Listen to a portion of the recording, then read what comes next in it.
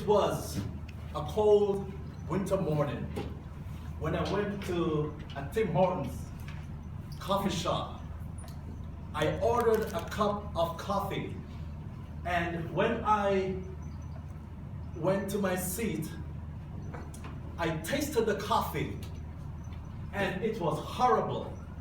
So then I said, let me get up from my seat and go and talk to the person who made me this coffee here. So on my way I go. Mr. Toastmaster and all you wonderful people. I went up to the counter and I said, ma'am, the coffee that you gave me, it doesn't taste good. And to my surprise, she had a nasty attitude, Adrian. And I was saying, oh my gosh, maybe this young lady woke up on the wrong side of the bed that morning, or it could be that her cat spilled the last jug of milk that she had, which she was going to use for her cereal. Could I see the hands of those who have ever had a bad customer service experience? Wow. I'm not the only one. Thank God. Okay. If you are a customer and you have been doing business with a company year after year, and you are happy about it, I tell you what, I am also happy for you too. And congratulations, to each their own.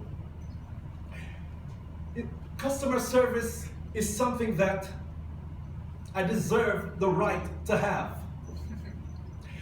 A lot of companies today, they don't like to go the extra mile for their customers. I was reading an article about this couple. They was getting ready to go to this function, and outside their house, there was a big taxi waiting for them. So when they got into the back seat of the taxi, there was oil all over the seat. And the passengers, they were very upset. The passengers told the driver, and the driver was having an attitude, just like what happened to me at Tim Hortons.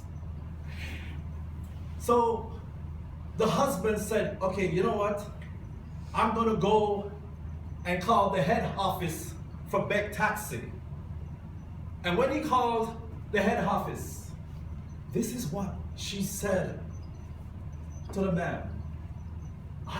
She said, I am so sorry, but it is not a part of our policy to pay for your dry cleaning.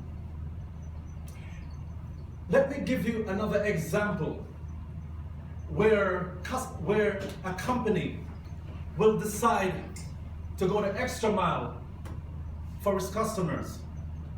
There is this particular couple that went by this hotel, the Ritz-Carlton Inn, and the wife, she was wearing a very expensive suit. And so what happened was that something got spilled on the counter, and it messed up her suit. Therefore, she mentioned it to the hotel staff, and they took her suit and they dry cleaned it, but the stain was still in her suit. And the woman, she went home very sad. Well, she went home very disappointed. So therefore, a few days after, the laundry manager called her and said, ma'am, we are so sorry what happened to you. Why don't you do us a favor. Do us a favor and send your suit to us by UPS, and we would take it to an external laundry company to see what they can do about it. However, she sent her suit to the hotel. The laundry manager, he took her suit to this outsourcing laundry company, but they could not get the stain out of her suit. So the manager called her and said, "Ma'am, we weren't able to get the stain out of your suit." You remember what that beggar taxi did? The lady, what she did? She said, "We are so sorry, but it's not a part of our policy to send your suit your clothing to the laundromat." But this is what I like, what this laundry manager did. What he did was he took a plane